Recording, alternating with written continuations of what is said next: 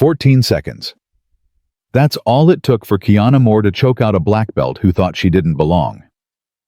But before those 14 seconds that broke the internet, she walked into Whitmore Jiu-Jitsu and faced something worse than any battlefield: the arrogance of men who saw her skin and her gender before they saw her skill. This is the story of how a black woman turned ridicule into revolution, and how sometimes the most powerful weapon isn't a gun. It's silence, patience, and 14 seconds of perfect execution. Stay until the end and comment what city you're watching from. I want to see how far Kiana's story travels. The door to Whitmore Jiu-Jitsu Academy didn't creak when Kiana Moore pushed it open. It was too well maintained for that. All chrome handles and reinforced glass that reflected her dark face back at her like a challenge. She'd walked through worse doors. Doors that led to rooms where men were tied to chairs. Doors that opened onto rooftops in Kandahar. Doors that closed behind her with the finality of a coffin lid. This should have been easy. The gym smelled like every gym she'd ever been in. Sweat rubber mats and that particular brand of masculine ego that hung in the air like cheap cologne. 20 fighters, maybe 25, scattered across the space. Most were rolling on the mat's limbs, tangled in that peculiar intimacy of combat sports. A few stood by the heavy bags, throwing combinations that were more power than technique. Not a single woman in sight. Kiana had expected that. What she hadn't expected was the sudden silence that fell like a curtain when she walked in. Every head turned. Every conversation stopped. Even the guy mid-punch froze with his fist 6 inches from the bag, like someone had hit pause on the entire room. She kept her face neutral, her gym bag slung over one shoulder, her hoodie zipped just high enough to hide the scar that ran from her collarbone to her sternum. The scar that officially didn't exist from a mission that never happened, given to her by a man whose body was never found. "Can I help you?"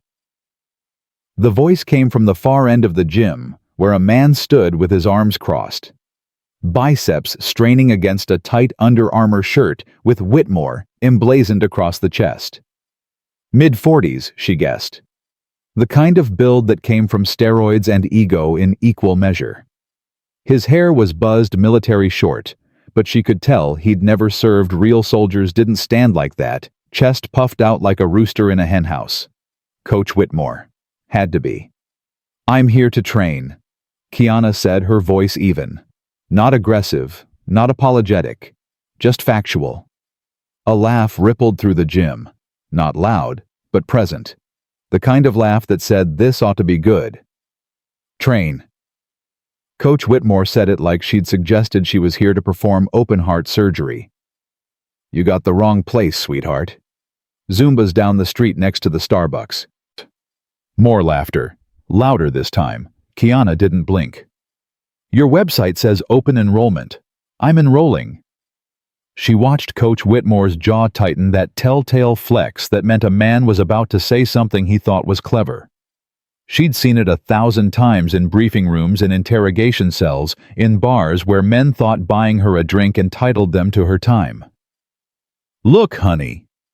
He started walking toward her, and the fighters parted like the Red Sea. She counted his steps. 12. "This is a serious gym. We train fighters here. Real fighters. MMA. Brazilian Jiu-Jitsu. This isn't—" He gestured vaguely at her, his hands sweeping from her head to her feet like he was presenting evidence in a trial. "This isn't some cardio kickboxing for soccer moms." "I know what Brazilian Jiu-Jitsu is," Kiana said. "Do you—" A new voice. Younger. Confident to the point of arrogance.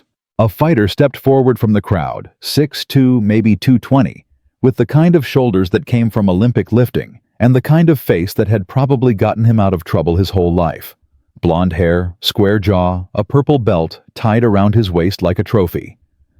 "Because I've been training for 8 years, and I've never seen you at any competitions. And trust me." He smiled, and it was the smile of someone who'd never been told no. "I'd remember."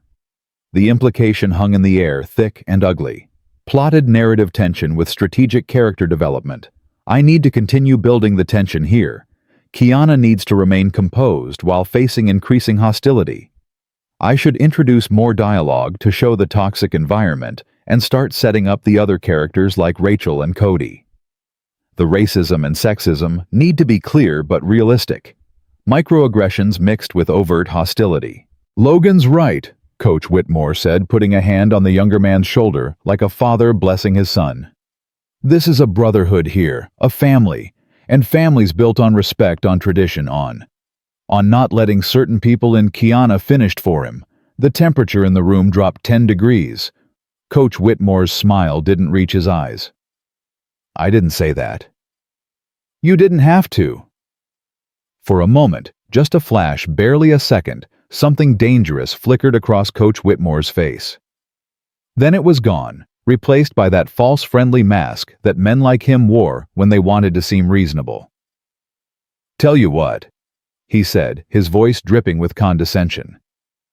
You want to train here so bad, fine. Pay the enrollment fee, sign the waiver, and we'll see how long you last. Most people wash out after the first week. He leaned in closer, and she could smell the protein shake on his breath. Most people like you don't even make it through the first class. Most people like you. Kiana had been called worse, had been shot at, stabbed, waterboarded in a black site in Romania by people who made Coach Whitmore look like a kindergarten teacher. This was nothing. This was noise. But something about the way he said it, the casual certainty that she didn't belong, that she couldn't belong, made something cold and sharp settle in her chest. How much? She asked. First month's $250, plus a $50 enrollment fee. $300 total. Cash only. Of course it was. Kiana reached into her hoodie pocket and pulled out a roll of bills. She counted out $300 in 20s and 50s, each bill crisp and clean, and set them on the front desk. The money she'd saved from her last civilian job, security consulting for a tech firm that didn't ask questions about the 6-year gap in her resume. Coach Whitmore stared at the money like it was a personal insult. Waivers on the desk, he said finally, his voice flat. Read it, sign it. Class starts in 20. Kiana picked up the waiver. Standard liability language. The undersigned acknowledges that martial arts training involves inherent risks, including, but not limited to, physical injury, disability, and death. She'd signed a dozen forms like this before, real ones in classified facilities where the risks weren't theoretical. She signed Kiana Moore in neat print and dated it. When she looked up, Coach Whitmore was watching her with an expression she couldn't quite read. Not anger anymore. Something else. Something calculating. Women's locker room is broken, he said. You can change in the bathroom. Of course it is, Kiana muttered under her breath. The bathroom was small, barely big enough for a toilet and sink with fluorescent lighting that made her skin look gray. She changed quickly, pulling on her G, plain white, no patches, no academy affiliation. Anonymous. The fabric was worn soft from years of use, the collar frayed at the edges. She'd bought it in Sao Paulo from a small shop run by an old man who'd asked no questions when she paid in cash. When she emerged, the class had gathered in the center of the mats. 20 men arranged in rough lines, all watching her like she was a zoo exhibit. Coach Whitmore stood at the front, his arms crossed. Class, we've got a new student joining us today. This is... He paused, made a show of looking at the waiver. Kiana. Let's make her feel welcome. The silence that followed was anything but welcoming. Kiana, you'll partner with Logan for warm-ups. Of course she would. Logan stepped forward, that same arrogant smile plastered on his face. Up close, she could see the cauliflower ear that every serious grappler developed. Eventually, the small scars on his knuckles from years of training. He wasn't just talk, he had skill. Real skill. Try to keep up, he said, dropping into a fighting stance. The warm-ups were brutal by design.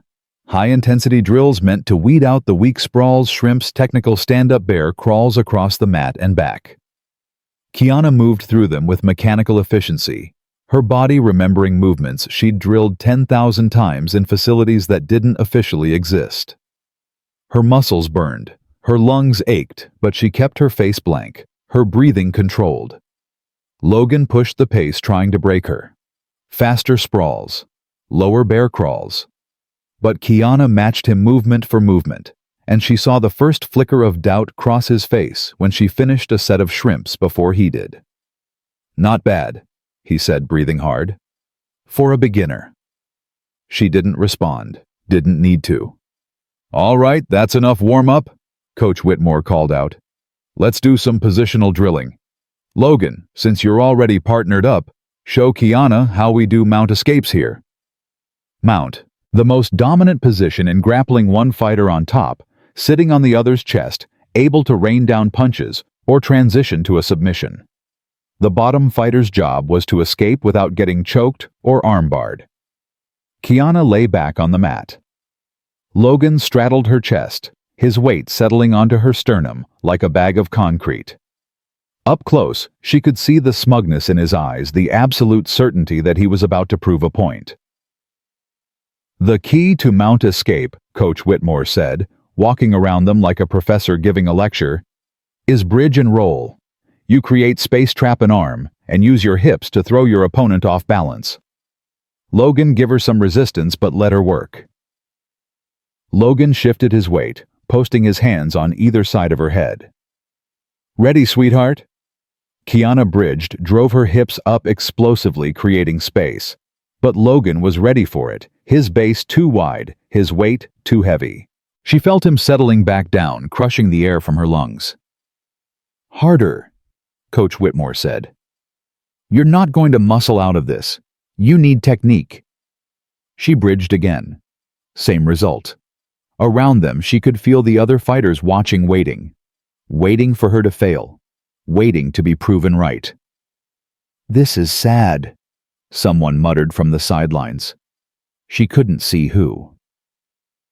"Maybe she should try yoga," another voice suggested. Laughter followed. Bridge, fail. Bridge, fail. Logan's weight was suffocating his chest, pressing down on hers, and she could feel the panic starting to build, not from the position, but from the memory of other times, other places where men had held her down with worse intentions. She pushed the memory away, forced herself to breathe. "All right, that's enough," Coach Whitmore said finally. "Switch." But when Kiana moved to take the top position, Logan didn't move. "Nah," he said, that smile back on his face. "I think she needs more practice on the bottom. Don't you?" Coach Whitmore shrugged. "Logan's right. Defense is the foundation. Let's go another round." And just like that, Kiana understood. This wasn't training. This was hazing. This was punishment for daring to walk through that door. Logan settled his weight back onto her chest, heavier this time, more deliberate. "Come on, show me what you got." She bridged. Failed. "Weaker than my little sister," Logan said loud enough for everyone to hear. Bridge. Fail. "Maybe if you spent less time worrying about diversity quotas and more time in the gym." Bridge. Fail. "You'd actually be able to compete with the men." Something inside Kiana went very cold and very quiet. The thing that used to wake her up at 3 a.m. with blood on her hands. The thing that had earned her the call sign Spectre in a program that didn't exist. But she buried it, pushed it down deep, because revealing what she was capable of now here like this would raise questions she couldn't answer, would draw attention she couldn't afford. So she endured. The rest of the class was more of the same, partnered with Logan for every drill, every technique, every sparring round. And every time he used just enough force to make it difficult, just enough pressure to make it humiliating, but never quite enough to be called out. When Coach Whitmore demonstrated a choke, Logan applied it just a little too tight, cutting off her air until spots danced in her vision.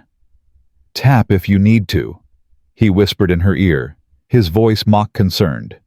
"No shame in tapping." She didn't tap. Waited until Coach Whitmore called time until Logan released the pressure. When they practiced guard passing, Logan, accidentally, drove his elbow into her ribs hard enough to bruise. "My bad," he said, not sounding sorry at all. By the end of class, Kiana's GI was soaked with sweat, her body covered in mat burns and bruises that would bloom purple by morning. But she stood when everyone else stood, bowed when everyone else bowed, and met Coach Whitmore's eyes when he dismissed the class. "Not bad for a first day," he said, his tone suggesting it was very bad indeed. "See you Wednesday, if you come back." The locker room, the men's locker room, since she couldn't use the women's, echoed with laughter and conversation after she disappeared back into the bathroom to change. Through the thin walls, she could hear them. "Did you see her face when Logan cranked that Americana? I give her 2 more classes max. Dude, I'm surprised she lasted this long. Most chicks would have quit after warm-ups. She's only here for Instagram, probably gonna post some empowerment bullshit about how she trained with the boys. She's kinda hot though, for a careful man, HR words." More laughter. Kiana zipped her gym bag slowly, methodically. Took her time washing her hands, splashing cold water on her face. When she looked up, the woman in the mirror stared back at her with dark, steady eyes. "You've survived worse," she told her reflection. "This is nothing." But it didn't feel like nothing. When she emerged, the gym was mostly empty. Most of the fighters had cleared out, heading home or to whatever post-workout rituals fighters did. Only a few remained, Logan holding court by the heavy bags with a few of his teammates, and a young woman with bright pink highlights in her dark hair, mopping the mats near the back. The woman looked up when Kiana walked past, and for a moment their eyes met. There was something in that look, not quite sympathy, not quite solidarity, but something. An acknowledgement. Then the moment passed, and the woman went back to mopping.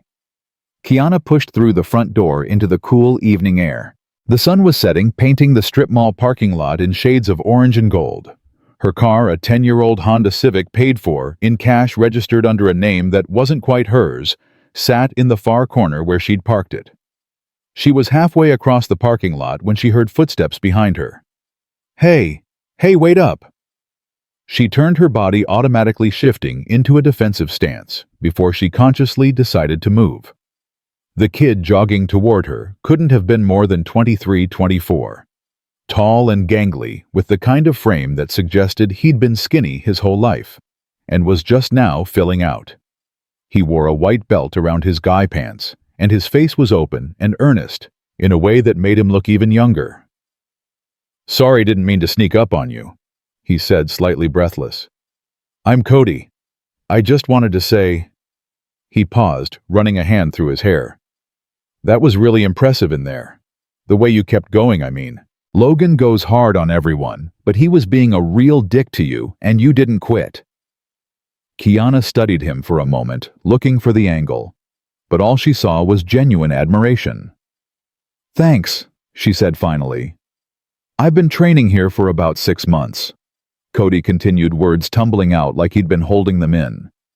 "And it's a good gym mostly, but there's this culture, you know. This old school mentality where if you're not a certain type of person you have to prove yourself twice as hard. Which is bullshit if you ask me.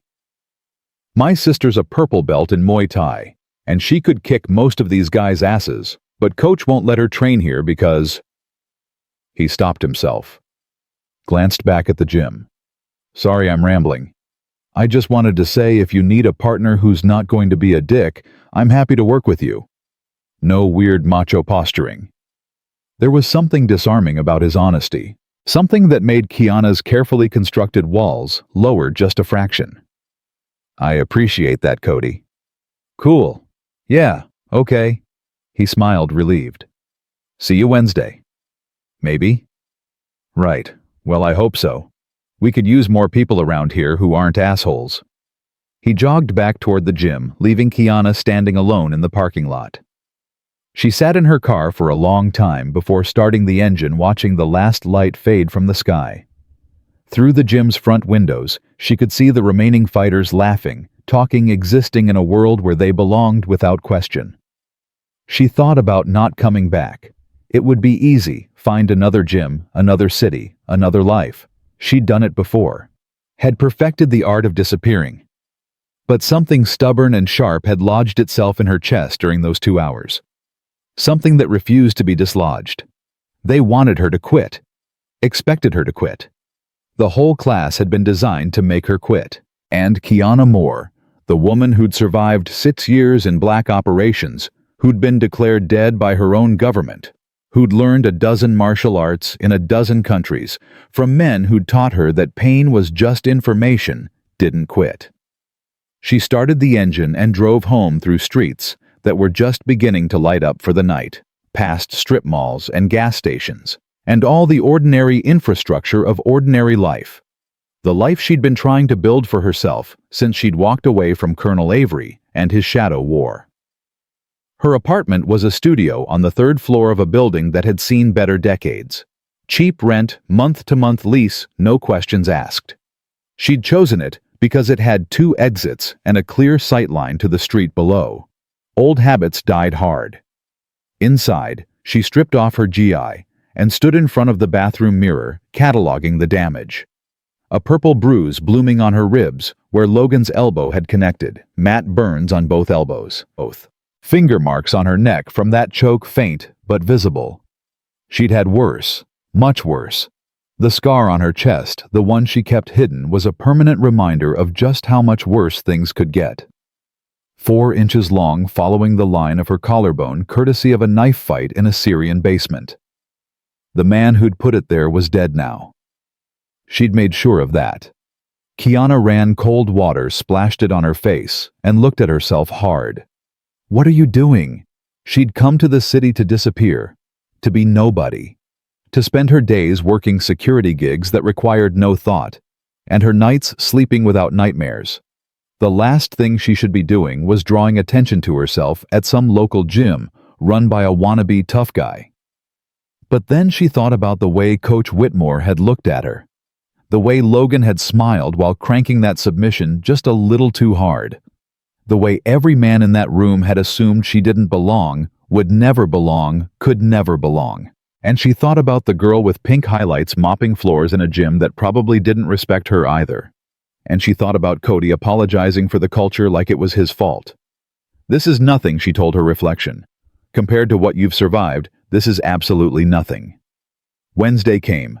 Kiana walked through the door of Whitmore Jiu-Jitsu, at the same time wearing the same gi, carrying the same neutral expression. The reaction was different this time. Not surprised, they'd expected her not to come back, and her presence was a disruption to that expectation. Coach Whitmore's jaw tightened when he saw her. Logan actually looked annoyed. But they couldn't say anything. She'd paid, she'd signed the waiver. She had as much right to be there as anyone. Well, Coach Whitmore said as she set her bag down. Guess you're tougher than you look. Guess so, Kiana replied evenly. This class was harder. They turned up the intensity, the pressure, the not-quite accidents that left her gasping and bruised. Coach Whitmore partnered her with Logan again, and this time there was no pretense of teaching. It was just punishment. But she didn't quit. Friday she was back. The following Monday she walked through that door again. And slowly, imperceptibly, something began to shift. It started with Cody, who made good on his word and partnered with her for drills when Coach Whitmore wasn't watching.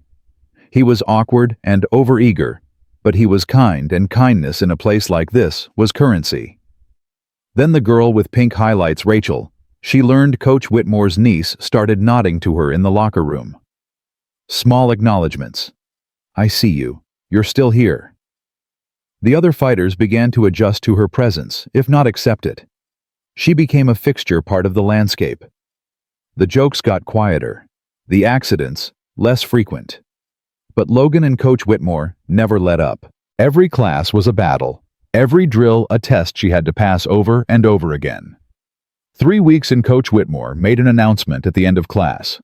Listen up, he said, his voice cutting through the post-training chatter. We're hosting a challenge night next Friday, open to all students. A chance to test yourselves, showcase your skills for the community. His eyes found Kiana's across the mat.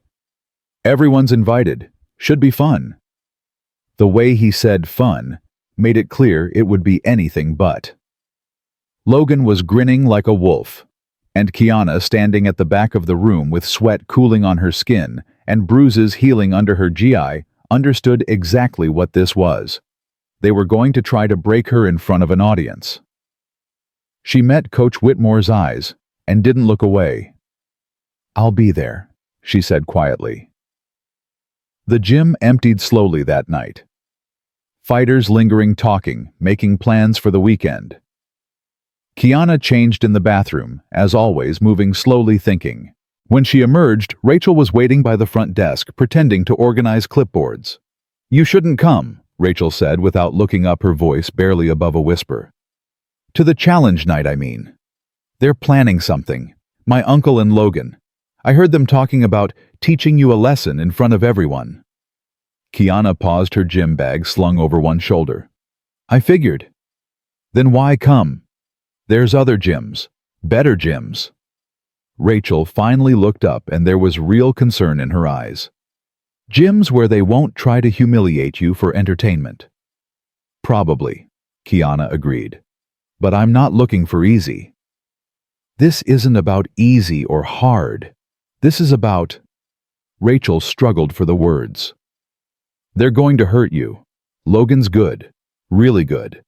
And if Coach is setting up a match between you two, it's not to give you a fair shot." "I know. Then I'll deal with it." Kiana said, her voice firm, but not unkind. "I appreciate the warning, though, really." Rachel shook her head, frustrated. "You're crazy. You know that. I've been told." Outside, the parking lot was nearly empty. Just her Civic and one other car, a new pickup truck with custom rims and a Whitmore Jiu-Jitsu sticker in the back window. Logan's truck. He was leaning against it, arms crossed, waiting. Kiana's hand tightened on her gym bag strap, her body automatically calculating distances, angles, vulnerabilities. Old training, old instincts. "Wanted to give you one more chance," Logan called out as she approached, "to save yourself the embarrassment next Friday." She kept walking, didn't slow down. "I'm serious," he continued, pushing off the truck. "You seem like a nice enough lady. You work hard, I'll give you that. But you don't belong here, and next Friday's going to prove it. In front of everyone. Cameras rolling, the whole neighborhood watching." Kiana stopped a few feet from her car, turned to face him. "You done?" Logan's smile faded. "You think this is a joke? You think you're going to come in here and what? Prove some point about girl power? This is real martial arts, not some feminist YouTube channel. Is that what you think I'm doing? I think you're in over your head. I think you walked into the wrong gym with the wrong attitude, and now you're too stubborn to admit it." He took a step closer. "I'm giving you an out. Don't show up next Friday. Transfer to another gym. Everyone forgets this ever happened. And if I do show up, then I'm going to submit you in front of everyone. Quickly. Decisively. And everyone's going to see that you never belonged here in the first place." He wasn't smiling anymore. This was serious to him, she realized. This wasn't just about humiliating her. It was about defending territory, protecting the tribe, maintaining order. She almost felt bad for him. Almost. "See you Friday, Logan," she said, unlocking her car. "Your funeral," he replied, walking back to his truck. Kiana drove home through streets that were familiar now after 3 weeks of making this same drive. She thought about what Rachel had said, about what Logan had said, about the trap being set for her with all the subtlety of a bear trap. She thought about walking away. She thought about staying. And then she thought about the 14 seconds it would take to prove every single one of them wrong. The week before challenge night stretched like a rubber band pulled to its breaking point. Every training session became theater, a performance, where Kiana played the role of target and everyone else played audience participant or both. Tuesday morning she arrived early. Something she'd started doing to avoid the locker room talk, the pointed stares, the weight of being watched. The gym was empty except for Rachel, who was replacing worn tape on the heavy bags. "You're here early," Rachel said, not looking up from her work. "Wanted to get some solo drilling in." "Smart." Rachel finished taping and finally met Kiana's eyes. Logan's been telling everyone he's going to make an example of you. He's got people placing bets. Kiana set her bag down slowly. Bets on what? How long you'll last. Most people are saying under 30 seconds. A few guys think you might make it to a minute out of pure stubbornness. Rachel's voice was matter of fact, but there was anger underneath. My uncle's encouraging it. Says it's good for gym morale. Morale. Kiana tested the word like it was foreign. That what we're calling it. That's what he's calling it. I call it being an asshole, but nobody asks me. Rachel grabbed another roll of tape. I've been working here for 2 years saving up for college. I've watched him do this before, find someone he doesn't think fits, make their life hell until they leave. Usually works within a month. Usually. One guy made it 6 weeks. He was Mexican, kept to himself, trained hard. Logan and the others made jokes about immigration, about day laborers, about... She stopped, shook her head. He left after my uncle scheduled him against 3 guys in a row during sparring night. Put him in the hospital with a separated shoulder. The information settled into Kiana's chest like a stone. Why are you telling me this? Rachel was quiet for a moment, her hand still on the tape. Because you're still here. Because every other woman who's tried to train here left after 1 class, but you keep showing up. And because... She looked up, and there was something fierce in her expression. Because I'm tired of watching good people get run out of here while guys like Logan get to act like they own the place. Before Kiana could respond, the front door opened. Cody walked in, headphones around his neck, looking surprised to see them both. Oh hey, didn't expect anyone else this early. He glanced between them, picking up on the tension. Everything okay? Fine, Rachel said quickly, going back to her tape work. Just filling Kiana in on gym politics. Cody's expression shifted, understanding, then something like determination. Right, the challenge night thing. He set his bag down and pulled out his phone. Can I show you something? He pulled up Instagram, scrolled through, then turned the phone toward Kiana. It was a video of the gym, clearly taken during a class. Logan was demonstrating a technique on a smaller student, but the demonstration looked more like assault. The pressure too hard. The student tapping frantically, Logan holding on just a second too long. I've been documenting stuff, Cody said quietly. Started a few months ago when I realized how toxic this place can get. Nothing illegal, just evidence. Of the culture here. He swiped to another video. This one showed Coach Whitmore making a joke about a student's weight, the whole class laughing, while the student's face went red. Why? Kiana asked. Cody shrugged, but there was nothing casual about it. My mom's a civil rights attorney. She taught me that sunlight is the best disinfectant. People get away with shit because nobody's watching or because everyone who's watching is part of the problem. But cameras... He held up his phone. Cameras don't forget, and the internet doesn't forgive. You planning to post these? Not unless I have to. But if something happens Friday night, something really messed up. He looked at her steadily. People should know what kind of place this really is. Kiana studied him, this kid who couldn't have been more than a year out of college, who wore his idealism like armor. In another life, she might have warned him that idealism got people killed. That documentation meant nothing against people who operated in shadows, who made problems disappear. But this wasn't that life. This was just a gym in a strip mall in a mid-sized American city, and these were just regular people doing regular cruelty. Don't do anything that'll get you hurt, she said finally. Same to you, Cody replied. The morning training session was different with just the 3 of them, quiet, focused. Rachel joined in after finishing her tape work, and Kiana discovered the girl had skills, quick hands, good instincts, the kind of natural athleticism that couldn't be taught. Where'd you learn to move like that? Kiana asked after Rachel smoothly executed a takedown on Cody. YouTube mostly. Some classes at the community college before my uncle decided women don't belong on the mats with men. Rachel's voice was bitter. He used to let me train when I was younger before I started developing. Then suddenly it was inappropriate and distracting, and I should focus on the business side. That's bullshit, Cody said, rubbing his shoulder where he'd hit the mat. That's family, Rachel corrected. They drilled for another hour before the morning class started filtering in. The energy shifted immediately, the easy camaraderie vanishing as more fighters arrived, as Logan walked in with his entourage, as Coach Whitmore appeared from his office with his clipboard and his whistle. Well, well, Coach Whitmore announced loudly.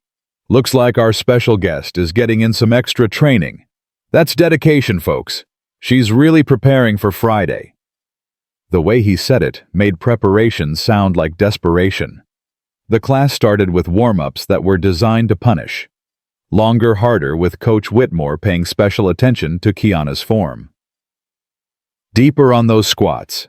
You want to be ready for Friday, don't you? Faster on those shrimps. Logan's not going to take it easy on you. Come on, is that the best you can do? My grandmother moves faster than that. She endured it. Kept her face neutral, her breathing controlled her movements precise. But she could feel the pressure building, the coiled tension of being constantly observed, constantly judged, constantly found wanting. During partnered drills, she was paired with Logan again. Always Logan. "You been practicing?"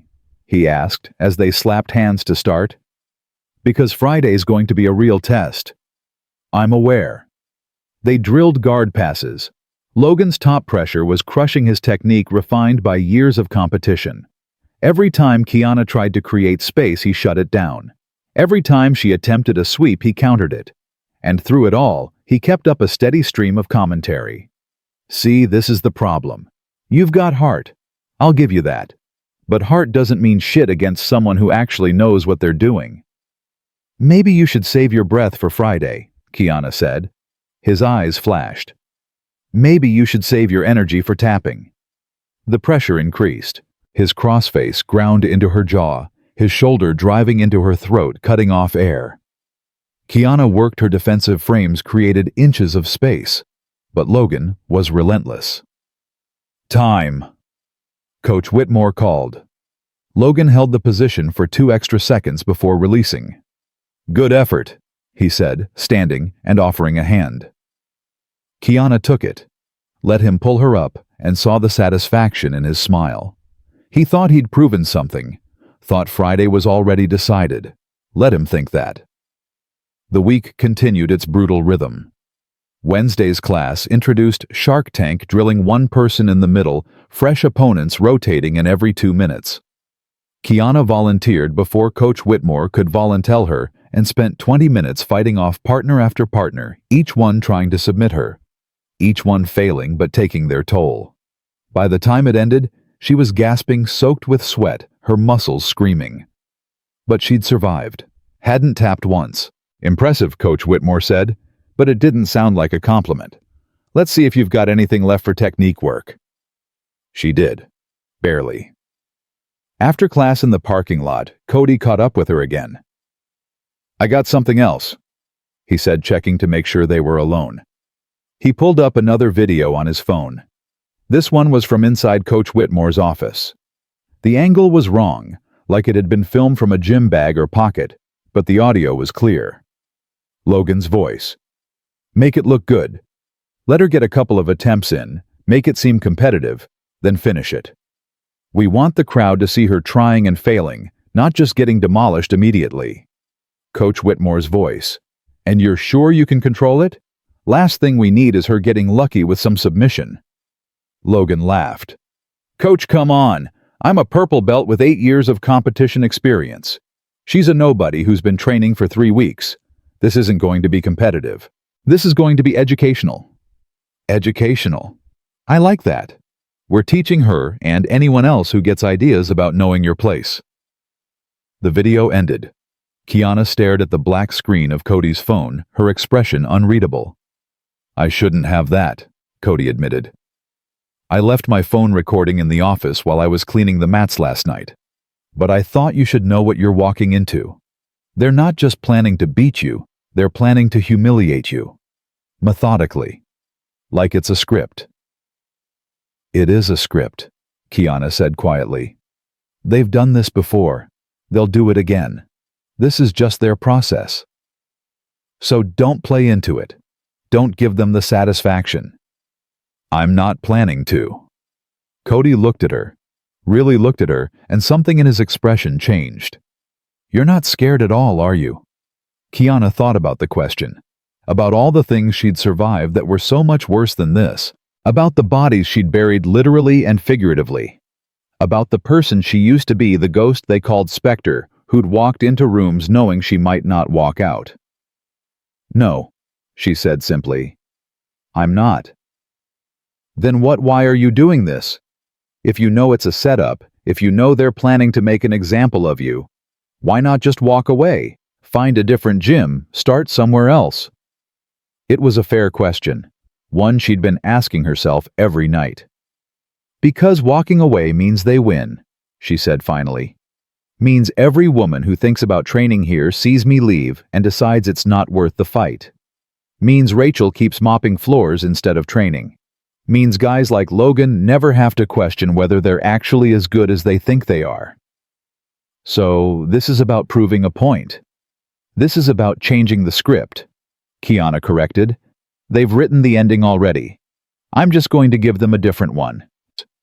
Friday morning, Kiana didn't go to the gym. Instead, she went to the park, the same park where she used to run operational drills back when she was training for missions that couldn't fail because failure meant death, or worse. She moved through forms in the early morning light, her body remembering patterns that predated Whitmore Jiu-Jitsu by years. Techniques she'd learned in the Philippines, in Brazil, in Thailand, in quiet dojos that didn't advertise and didn't ask questions. She'd told Colonel Avery once that martial arts were just another weapon in the arsenal. He'd laughed and said weapons were useless without the will to use them. She'd proven him wrong about that eventually. Her phone buzzed. A text from Rachel. You really coming tonight? Kiana typed back. Yes. 3 dots appeared, disappeared, appeared again. Then, good. Someone needs to knock Logan down a peg, even if it's not you doing the knocking. Another text came through, this one from Cody. I'll be there. Camera ready. Whatever happens, people will see it. She pocketed her phone and continued moving, feeling her body settle into that old familiar state, calm, focused, ready. The place she used to go before missions. The place where fear didn't exist, because fear was just data, just information, just noise to be filtered out. By evening, the gym was transformed. Chairs lined the mats in rows, maybe 60 or 70 seats, most already filled. There was a folding table set up with a sign-up sheet for participants. A camera on a tripod pointed at the mats. Someone had strung up a banner that read, Whitmore Challenge Night, in blocky letters. It looked professional, organized, like they'd done this many times before. Kiana arrived 30 minutes before the scheduled start, wearing her GI. Her hair pulled back tight. The crowd was already substantial. Current students, former students, friends and family, people from the neighborhood. The energy was part sporting event, part spectacle, part Roman Colosseum. Coach Whitmore stood at the center of it all, working the crowd like a ringmaster. Glad you could make it, he said when he saw her, his voice loud enough to carry. We've got you scheduled for the second match. Give you time to warm up, get a feel for the crowd. Who's the first match? Couple of our intermediate students. Should be a good warm-up for the main event. The main event. Of course, that's what this was. Logan was surrounded by his crew, getting his shoulders rubbed, his hands taped, playing the part of the champion. He caught Kiana's eye across the gym and smiled. Not cruel, not mocking, just confident. The smile of someone who'd already won. You still have time to back out? A voice said behind her. Kiana turned. Rachel stood there, arms crossed, looking worried despite her earlier text. No, I don't, Kiana said. He's going to hurt you. Not just beat you, hurt you. That's the point. That's always been the point. I know. Then why? Rachel stopped, frustrated. What am I missing here? Why does everyone think this is going to end differently than every other time my uncle's done this? Kiana looked at the younger woman, saw the exhaustion there, the resignation. Rachel had been watching this pattern repeat for 2 years. Different targets, same ending. Why would tonight be any different? Because Kiana said quietly. I'm not who they think I am. Before Rachel could respond, Coach Whitmore's whistle cut through the noise. All right, everyone, take your seats. Welcome to Whitmore Challenge Night. The crowd settled that anticipatory hush before a show begins.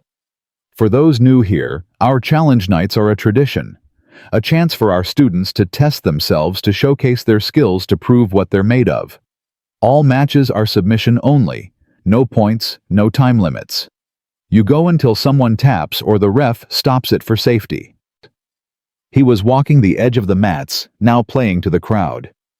Our first match tonight is between two of our blue belts, Marcus and Deshaun. Should be a technical battle. But our second match... He paused for effect. Our second match is special. We've got a brand new student been training here for just 3 weeks who's decided she wants to test herself against one of our best. Logan here is a purple belt with 8 years of experience and a competition record of 43 wins against 7 losses. Our challenger is Kiana Moore, who just started her Jiu-Jitsu journey, but has, I'll admit, shown impressive dedication. The crowd murmured. Kiana could hear the subtext in their voices. This is going to be a slaughter. Now I want to be clear, Coach Whitmore continued, and his voice took on a tone of false concern. I advised Kiana against this match.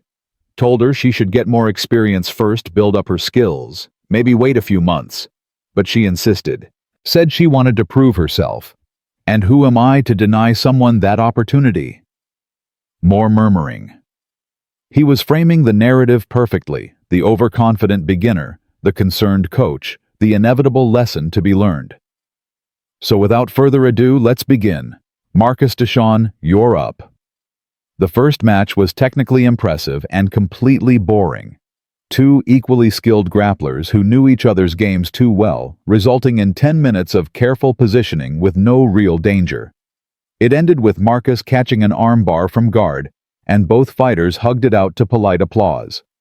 Then, Coach Whitmore was back in the center. All right, now for what you've all been waiting for, Logan Kiana center mat. The crowd's energy shifted. They'd been polite before, now they were engaged. This was what they'd come to see. Kiana walked to the center, her heart rate steady, her breathing calm. Logan was already there, bouncing lightly on his toes, shaking out his arms. Up close in the ring, he looked even bigger, not just tall, but solid, built like someone who'd spent thousands of hours on these mats. Last chance, he said quietly, so only she could hear. We can call this off, say you got injured in warm-ups. No thanks. Your choice? He cracked his neck. Try not to take it personally. This is just business. Coach Whitmore stepped between them. Okay. Rules are simple. Submission only. No slams, no strikes, no pulling guard on your feet. I want to see takedowns. Fight continues until someone taps or I stop it. Protect yourselves at all times. Understood. They both nodded. Touch gloves go back to your sides. Kiana tapped her knuckles against Logan's, feeling the size difference, the strength difference. On paper, this was David and Goliath, except David had a sling, and Goliath never saw it coming. She walked back to her side of the mat. The crowd had gone quiet, that breath-held silence before impact. She could see Cody in the front row, his phone up recording. Rachel stood against the back wall, arms still crossed, looking like she was watching a car crash in slow motion. And suddenly Kiana was back in that black site in Romania, strapped to a chair. 3 men circling her, 1 holding pliers. The same feeling, anticipation, calculation, the moment before pain. She'd survived that. Had turned the tables on her captors, killed 2, left the 3rd begging for death. Had earned her call sign that night when she'd moved through the facility like a ghost, leaving no witnesses, no evidence, no survivors except the intelligence asset she'd been sent to extract. This was nothing compared to that. This was just jiu-jitsu. Fighters ready! Coach Whitmore raised his hand. Logan dropped into his stance, wide base, hands up, weight forward. Aggressive. He was going to come at her hard, try to overwhelm her immediately, get the crowd excited. Kiana stood upright, relaxed hands at her sides. Fight! Logan charged. The crowd roared, and Kiana Moore, who they'd mocked and tested and sabotaged for 3 weeks, who they assumed was just another beginner, who didn't know her place, who they'd written off as nothing more than a cautionary tale in the making. Kiana smiled. Because they had no idea what was about to happen. None of them did. Logan's charge was textbook explosive, committed, designed to close distance and establish dominance in the first exchange. His hands shot for her collar, his weight driving forward exactly the way Coach Whitmore had probably drilled him 1,000 times. Kiana moved. Not away. Not back. She angled off her footwork, precise, minimal, letting Logan's momentum carry him past her center line. Her hand found his collar fingers deep elbow tight. Her other hand gripped his sleeve at the tricep. And as he tried to adjust to recover his base, she dropped her weight and pulled. Tomoe Nage. Sacrifice throw. A technique that required perfect timing and zero hesitation. Logan went airborne. The crowd gasped, not cheering, not jeering, just that collective intake of breath that comes when expectations shatter. Logan hit the mat hard, his back flat, the wind knocked from his lungs. And Kiana was already in motion, already transitioning, her body flowing like water from the throw into mount, then immediately past mount. Her legs swinging over his shoulders, her hips settling onto his chest. Mounted triangle position. 3 seconds had elapsed. Logan's eyes went wide, not with pain, yet, but with something worse. Recognition. Understanding. The realization that he'd made a terrible miscalculation. He tried to posture up to create space, but Kiana's legs were locked, her figure 4 grip tight around his neck and arm. She adjusted her hips, cutting the angle, sinking deeper. Logan's face started to redden. 6 seconds. He pushed against her leg, trying to break the triangle. Textbook defense, but his technique was rushed, desperate.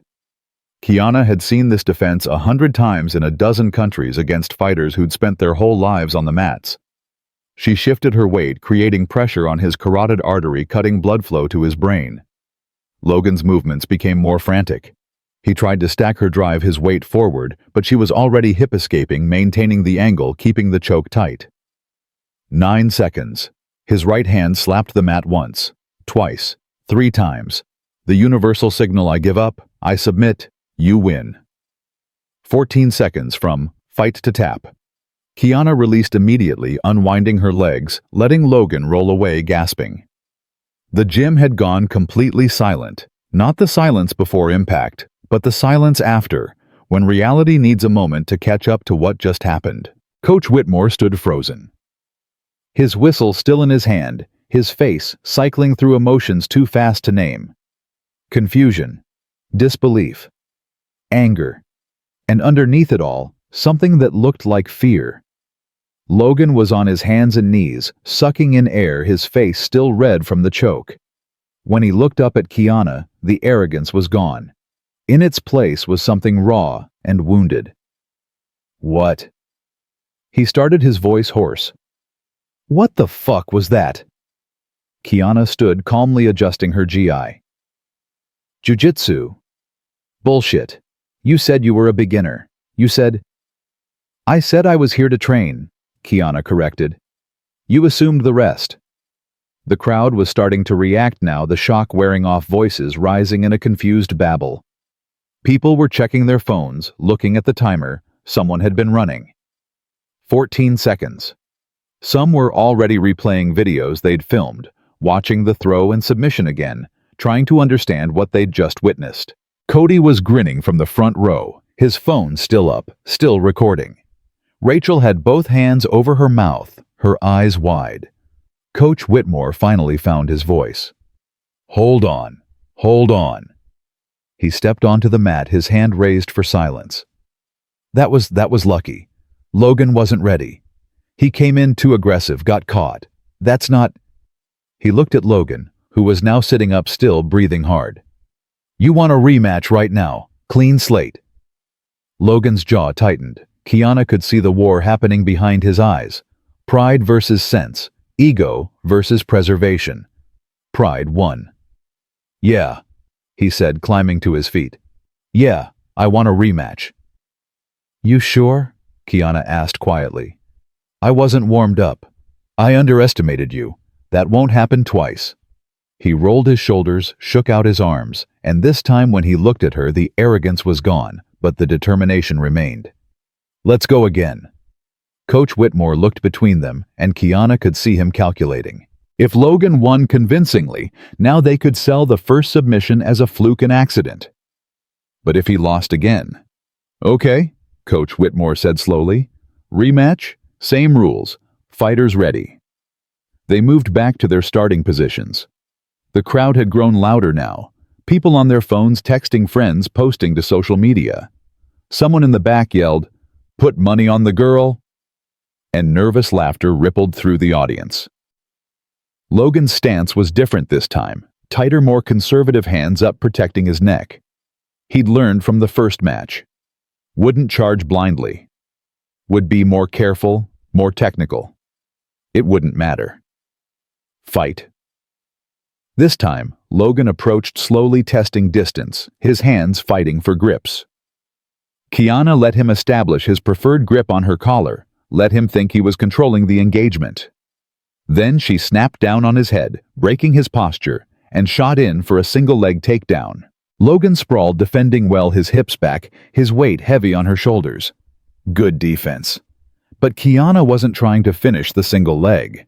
She used his sprawl against him, switching from single to double leg, then dumping him sideways to the mat. They scrambled for position, and for a moment it looked competitive. Both fighters vying for control, limbs tangled, weight shifting. Then Kiana locked in a guillotine choke. Her arm wrapped around Logan's neck, her body falling back, pulling him into her guard. Logan's hands immediately went to defend, peeling at her choking arm, trying to create space. Classic defense. But Kiana had his posture broken, his head trapped, and when she arched her hips and squeezed, Logan tapped. 11 seconds. This time the crowd erupted, not cheering, not quite, more like the sound of a collective mind being blown. People were on their feet, phones up, shouting to each other, trying to process what they'd just seen twice in a row. Kiana released the choke and stood. Logan stayed down longer this time, one hand on his throat, his chest heaving. When he finally sat up, he didn't look at her. Didn't look at anyone. That's not possible, Coach Whitmore said, but his voice was distant, talking to himself more than anyone else. That's not, you're a white belt. 3 weeks. You can't. I never said I was a white belt, Kiana said calmly. You never asked my background. You just assumed. Assumed? Coach Whitmore's voice was rising now, anger bleeding through shock. You came in here, you let us think you lied. I walked through your door and asked to train. Everything else you made up in your head. Logan was standing now, and the look on his face was something between humiliation and rage. Who the fuck are you? It was a good question, one she couldn't answer honestly. Couldn't tell them about the years of training in facilities that didn't exist. About learning from masters who taught her things that weren't in any curriculum. About the missions where martial arts weren't sport, but survival. I'm someone who was tired of being disrespected, she said instead. You made us look like idiots, Logan said, his voice shaking. You set us up. This whole thing was a setup. No, Kiana said, and her voice was hard now, sharp. You set yourselves up. Every taunt. Every joke about soccer moms and Zumba. Every time you partnered me with Logan and told him to go hard. Every sabotage drill. Every punishment disguised as training. You built this moment yourselves. I just showed up for it. The gym was silent again, but different now. People were looking at each other, at Coach Whitmore, at Logan. Some faces showed shame. Others showed anger. A few showed something that might have been satisfaction. You need to leave, Coach Whitmore said finally. Right now. You're not welcome here anymore. Fine by me, Kiana said. Keep the enrollment fee. She started to walk off the mat, but Rachel's voice stopped her. Wait. Rachel was pushing through the crowd, her face flushed. Wait, you can't just... She turned to her uncle. You can't kick her out for winning. That's the whole point of challenge night, isn't it? To test yourself? She tested herself. She won. Twice. This is different, Coach Whitmore said. How? Because she's a woman. Because she's black. Because she beat Logan. Rachel's voice was getting louder, carrying through the gym. Or because she proved that everything you've been saying about who belongs here and who doesn't is bullshit. Rachel. No, I'm done. I'm done watching you run off good people because they don't fit your idea of what a martial artist looks like. I'm done mopping your floors while you tell me I can't train because of what's between my legs. I'm done. She was crying now, angry tears streaming down her face. And I quit. Find someone else to work for free. She grabbed her jacket from the back wall and walked toward the door. Halfway there, she stopped and looked back at Kiana. You're a badass, just so you know. Then she was gone, the door swinging shut behind her. Cody stood up from the front row, his phone still recording. I've got both matches filmed. Full video. Already backed up to the cloud. He looked around the gym, meeting eyes. Just so everyone knows, the whole internet's going to see this. See what happened. See the aftermath. All of it. You can't, Coach Whitmore started. First Amendment, Coach. Public place, no expectation of privacy. My mom's a lawyer, remember? Cody shrugged. It's probably already uploading. Kiana walked to the side of the mat where she'd left her bag. The crowd parted for her now, people stepping back like she was radioactive. Some looked impressed. Others looked angry. Most just looked confused, like the natural order of things had been inverted, and they didn't know how to process it. Logan was still standing in the center of the mat, his hands on his hips, staring at nothing. Hey, Kiana said. He looked up, his expression guarded. You're good, she told him. Your technique is solid. Your conditioning is excellent. You've clearly put in the work. But you've been training in a place that taught you the wrong lessons about who to respect and why. She paused. That's not your fault, but it is your problem to fix. She didn't wait for his response. Just shouldered her bag and walked toward the door. Coach Whitmore's voice followed her.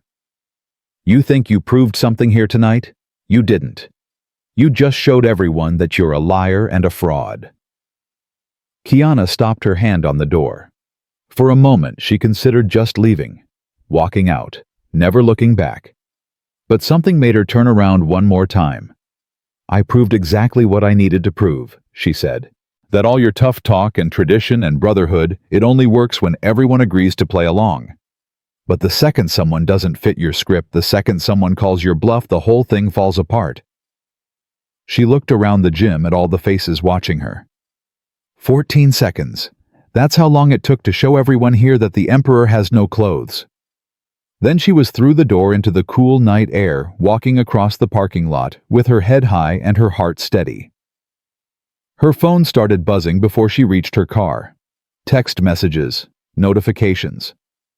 She pulled it out and saw her Instagram, an account she barely used, rarely checked, was exploding. Cody had tagged her in a video. The video. The caption read, 3 weeks of training. 14 seconds to victory. This is Kiana Moore proving that skill doesn't care about your prejudice. It already had 15,000 views. As she watched, the number jumped to 20,000. 30,000. Comments were pouring in. Holy shit, she destroyed him. That throw was clean. Someone get this woman a black belt, Jesus Christ. This is what happens when you underestimate someone based on gender, race. I need to know her background because that was not a beginner. She sat in her car watching the view count climb. 50,000, 75,000, 100,000. The algorithm had picked it up, was pushing it out, feeding it to people who loved combat sports, who loved underdog stories, who loved watching arrogant fighters get humbled. Another text from Cody. You're going viral. CNN's combat sports reporter just shared it. This is insane. A text from Rachel. Thank you for everything. I don't know what you did or where you came from, but thank you for showing me I was right to be angry. Kiana started the engine, but didn't drive. Just sat there watching the numbers climb, watching the story spread like wildfire across the internet. She thought about Colonel Avery, about the handlers who'd spent 6 years telling her that people like her needed to stay invisible, stay hidden, stay ghosts. She thought about how wrong they'd been. Because right now in this moment, thousands of people were watching her submit a purple belt in 14 seconds. Watching her prove that assumptions could be weapons turned back on those who made them. Watching her rewrite a narrative that had been written in stone. Her phone rang. Unknown number. She almost didn't answer, but something made her pick up. Kiana Moore. The voice was male, professional, unfamiliar. Who's asking? My name is Marcus Chen. I'm a sports reporter with ESPN. I'm calling about the video that's currently going viral. You submitted a purple belt in 14 seconds after 3 weeks of training. I'd love to do an interview. Get your story. I'm not interested, Kiana said. I understand you might be overwhelmed right now, but this is a huge human interest story. Female empowerment overcoming discrimination in martial arts. I said I'm not interested.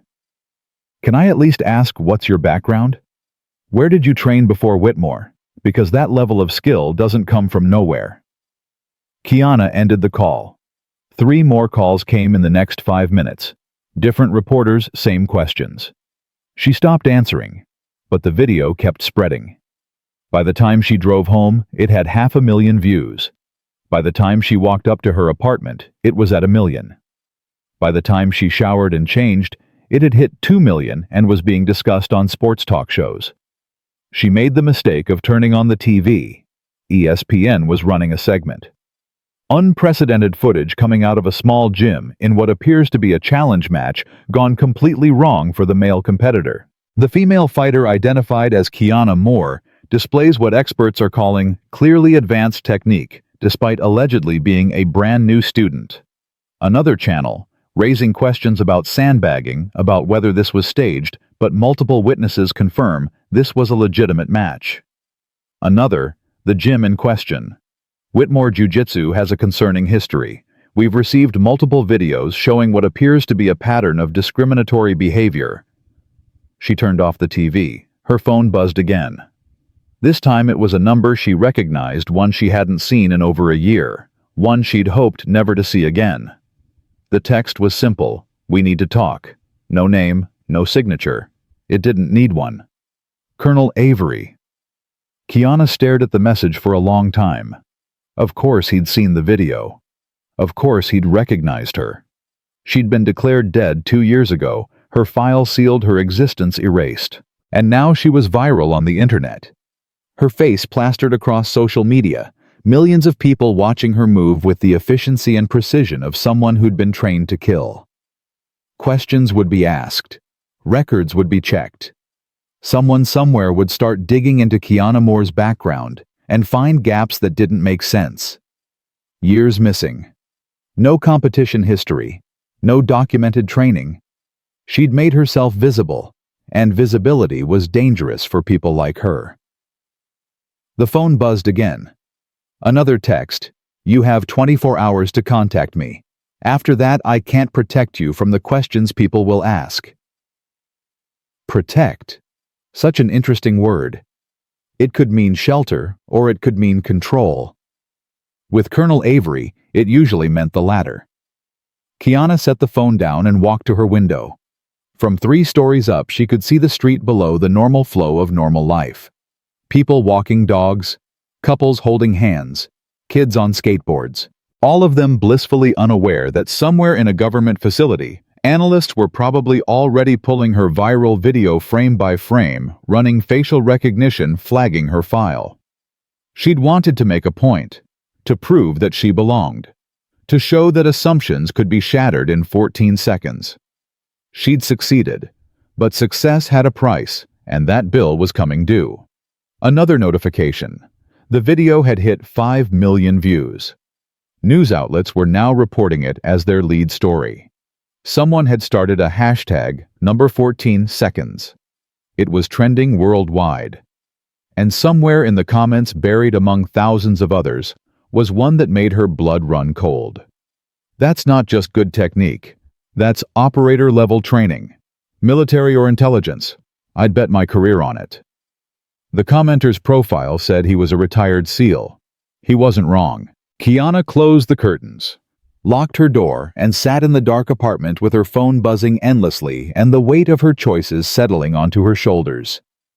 She'd wanted to change the script to rewrite the ending. She'd done that. But in doing so, she'd written herself into a much more dangerous story. One that involved people who didn't fight on mats in front of crowds. People who fought in shadows and silence and who didn't stop until their mission was complete. One that involved her past the past she'd tried to bury, the ghost she'd tried to stop being. The past that was about to catch up with her at a speed measured in millions of views and government alerts. Her phone buzzed one more time. She looked at the screen. Colonel Avery.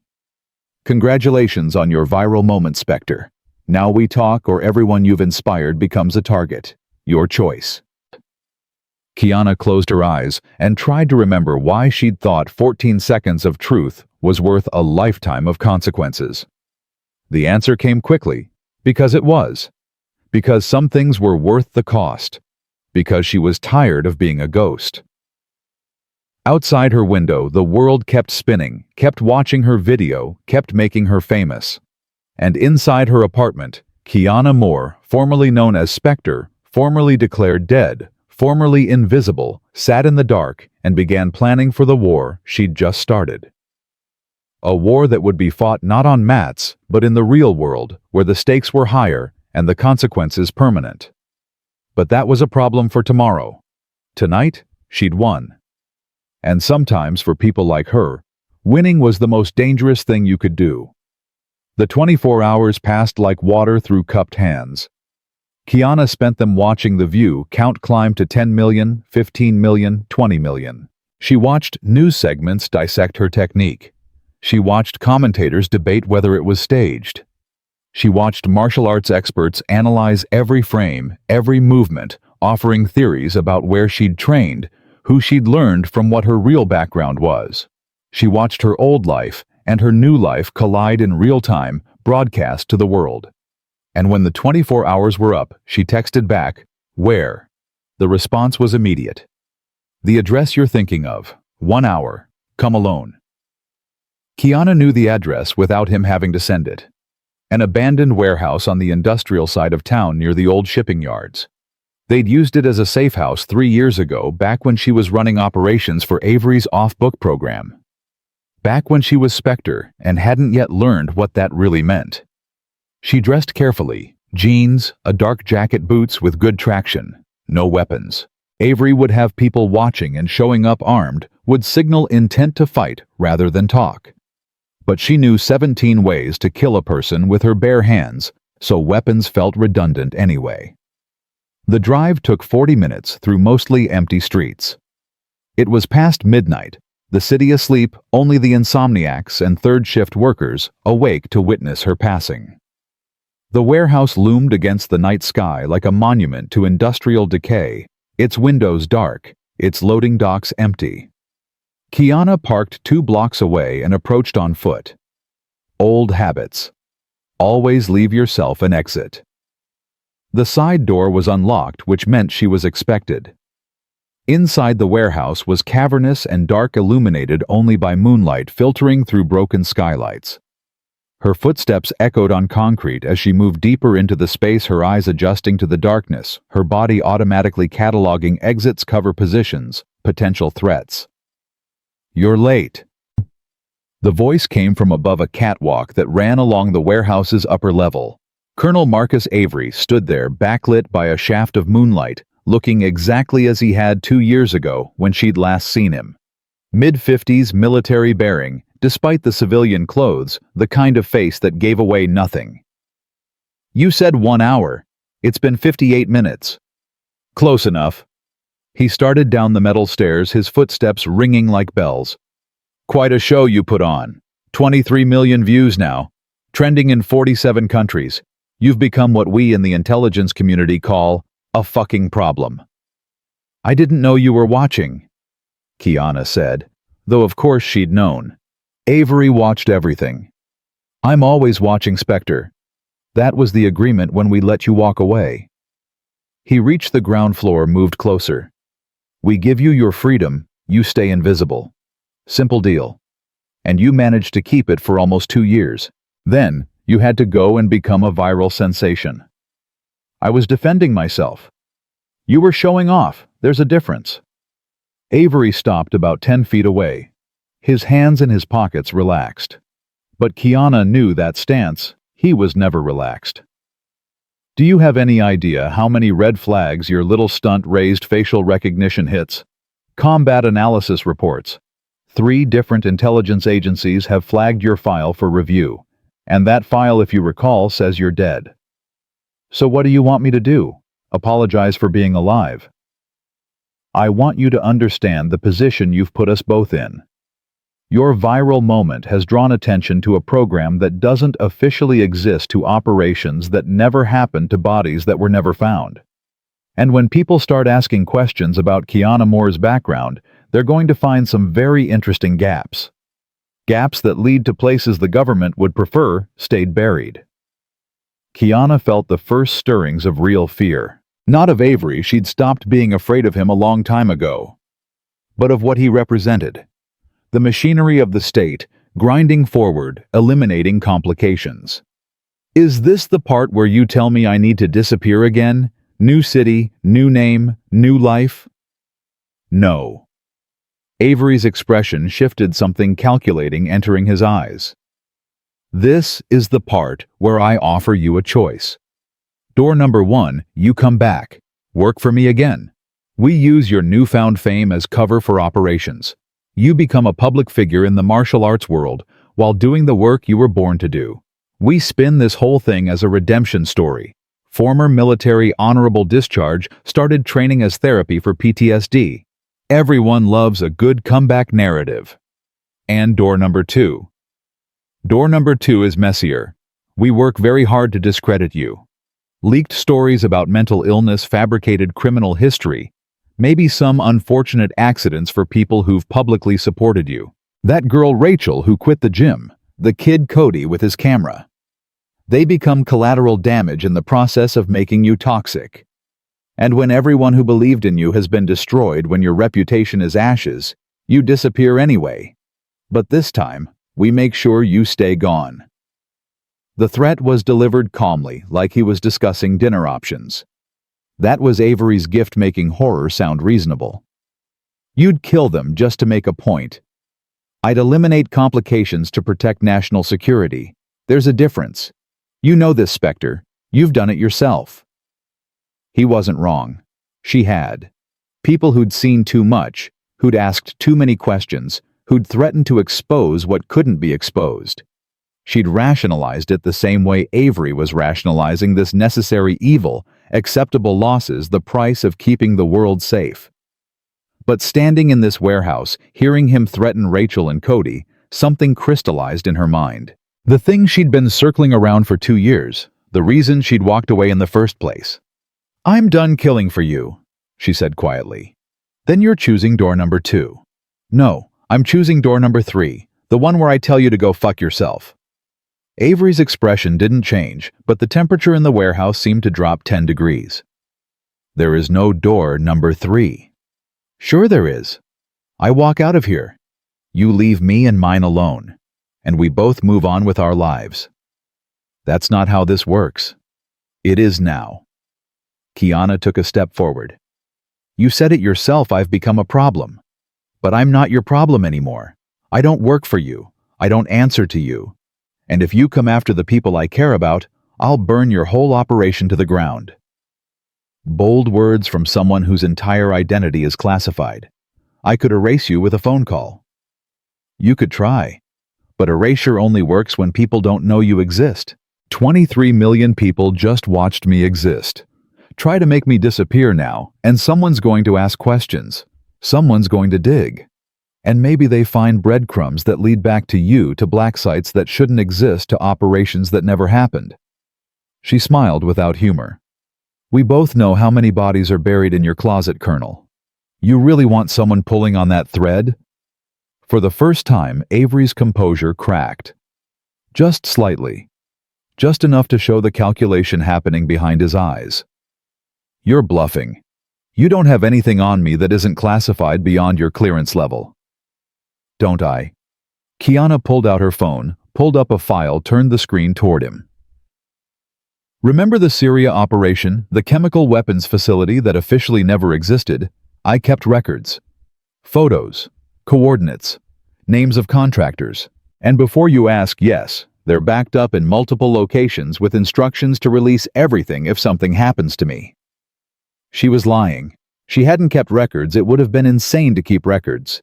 But Avery didn't know that, and the doubt in his expression was worth the risk.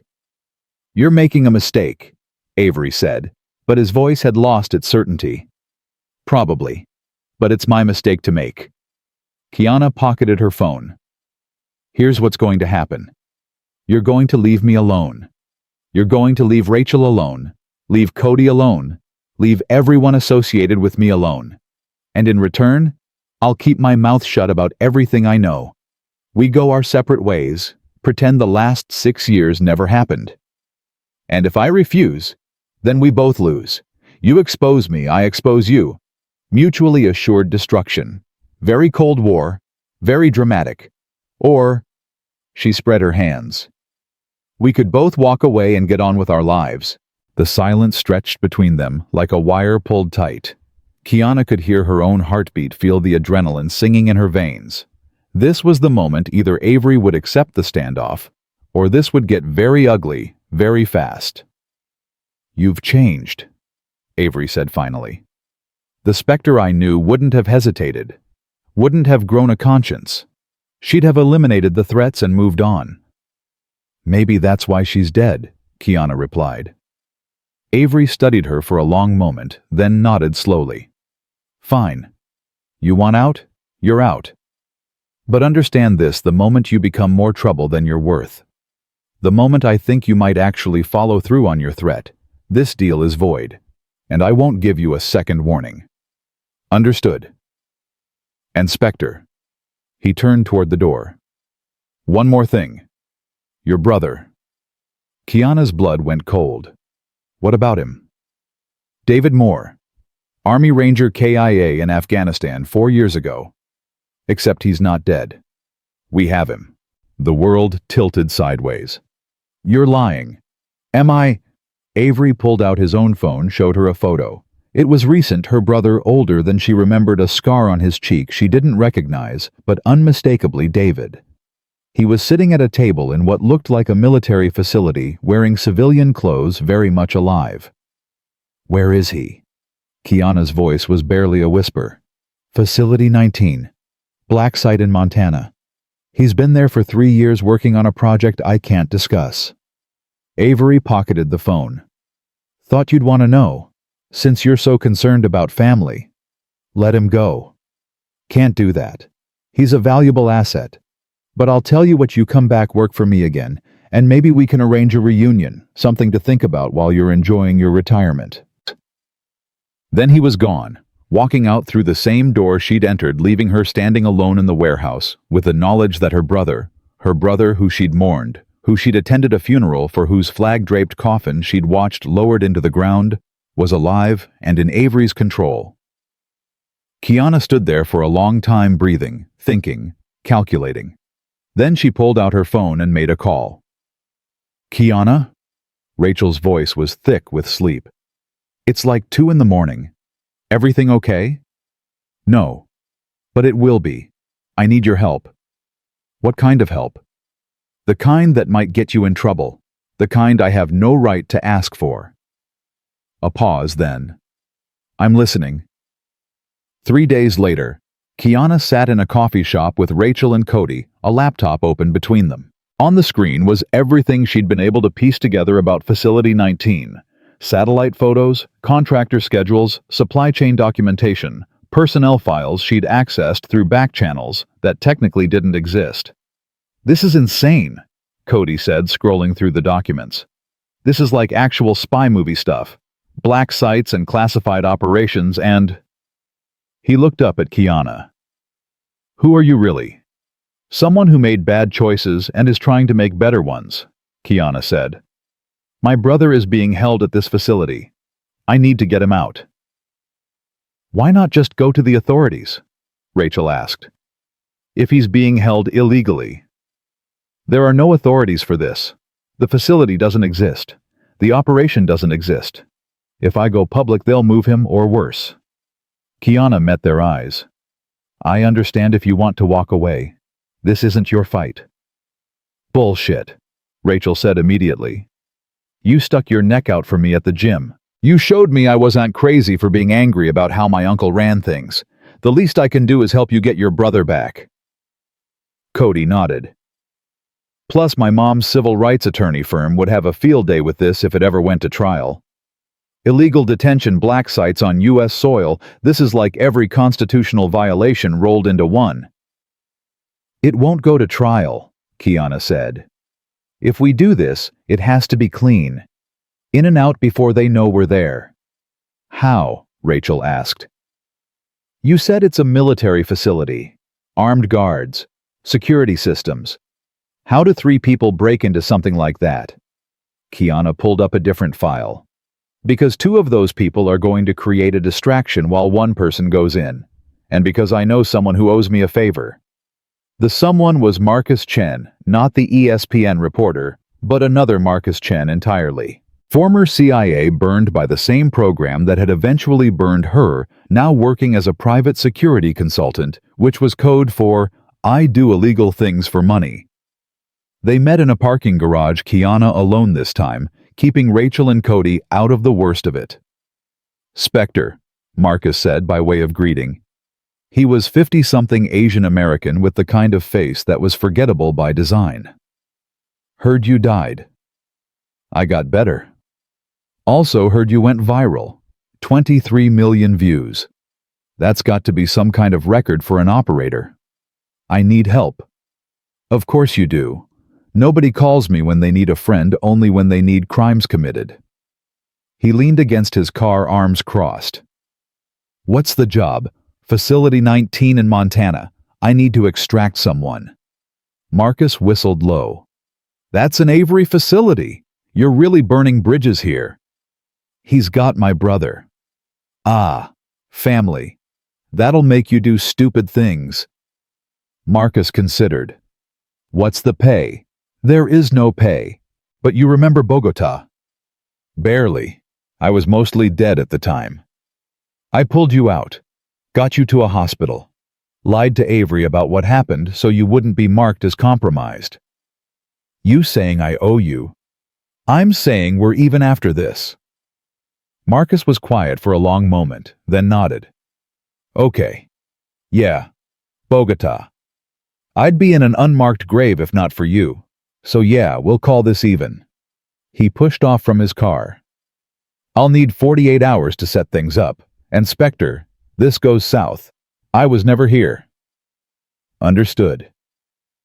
48 hours later, Kiana was driving through Montana with Rachel riding shotgun and Cody in the back, all of them wearing dark clothes, all of them probably making the worst decision of their lives.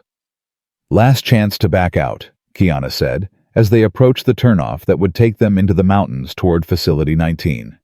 Will you stop saying that? Rachel replied. We're here. We're doing this. Let's just do it. The facility was built into the side of a mountain, or at least that's what the satellite photos suggested.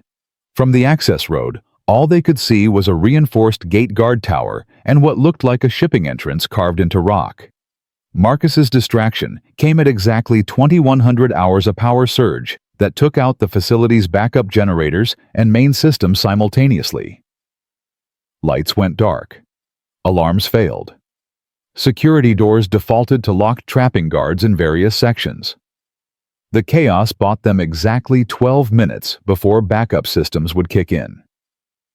Kiana moved fast, using a maintenance entrance Marcus had identified bypassing locks with skills she'd learned in facilities just like this one. Rachel and Cody stayed with the car engines running ready to move the moment she returned. Inside the facility was dark except for emergency lighting. Kiana navigated by memory and training, moving through corridors that all looked the same, past doors marked with numbers that meant nothing to anyone without clearance. She found her brother in cell block D subsection 4. The electronic lock was dead from the power surge. The mechanical backup required a code she didn't have. So she kicked the door. Once. Twice. On the third kick, the lock mechanism gave way, and the door swung open. David Moore looked up from where he sat on a narrow bed, his face cycling through confusion, recognition, and disbelief in rapid succession. Kiki. Her childhood nickname, the one only he used. "We need to go, right now." "You're dead. They told me you were dead." "They lied. About you, about me, about everything. Come on." She grabbed his arm, pulled him up. He came stumbling, clearly malnourished and confused, but moving. They made it back through the corridors, back to the maintenance exit, back to the car where Rachel had the door open and Cody had the engine running. "Go, go, go!" Kiana pushed her brother into the back seat and dove in after him. The car peeled out just as the facility's backup power came online, lights blazing to life behind them like angry eyes opening. They drove for 3 hours straight, putting distance between them and Facility 19 before pulling over at a rest stop. David sat in the back seat, still looking shell-shocked, while Kiana made coffee from a vending machine with shaking hands. "You're really alive," he said when she handed him a cup. "So are you." "They said after you went missing on that operation in Ukraine, they said you were gone, killed in action. I tried to find out more, but everything was classified. I walked away. From the program, from Avery, from all of it. Thought I'd have to do it alone." She looked at him. Really looked at him. "Thought I'd lost you for real." "Almost did." David's hand shook as he raised the coffee to his lips. "They didn't know what to do with me after Afghanistan. I'd seen too much, knew too much. So they put me in that facility, said it was temporary. That was 3 years ago. It's over now." "Is it?" David met her eyes, and she saw the same hardness there that she saw in her own reflection. "Avery's not going to just let this go. He's going to come after us." "Let him try," Rachel said from the driver's seat. "We've got video evidence of the facility, photos of David's detention records of illegal operations. Cody's mom is already preparing a case. This goes public. Avery's done." "You don't know him like I do," David said quietly. "He doesn't play by rules. He doesn't care about evidence or cases or publicity. He cares about control, and we just took that away from him." He was right. Kiana knew he was right. Breaking David out had solved one problem, but created a bigger one. Avery would retaliate, and when he did, he wouldn't be subtle.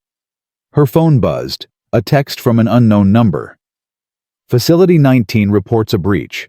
1 asset missing. I assume you know something about that." Colonel Avery. Of course. Another text. "You've made your choice. Now you deal with the consequences." Kiana stared at the message, then at her brother, then at Rachel and Cody, who'd risked everything to help her. A month ago, she'd been invisible, hiding from her past, hoping to disappear into civilian life. Now she was viral famous, had freed her brother from a black site, and had made an enemy of one of the most dangerous men in American intelligence. But looking at David alive, free, no longer a prisoner, she couldn't bring herself to regret it. "Whatever comes next," she said, "we face it together." David nodded. Together. And somewhere in Washington or Virginia or wherever Avery was sitting, plans were being made. Operations were being authorized. Assets were being mobilized. The real war was about to begin.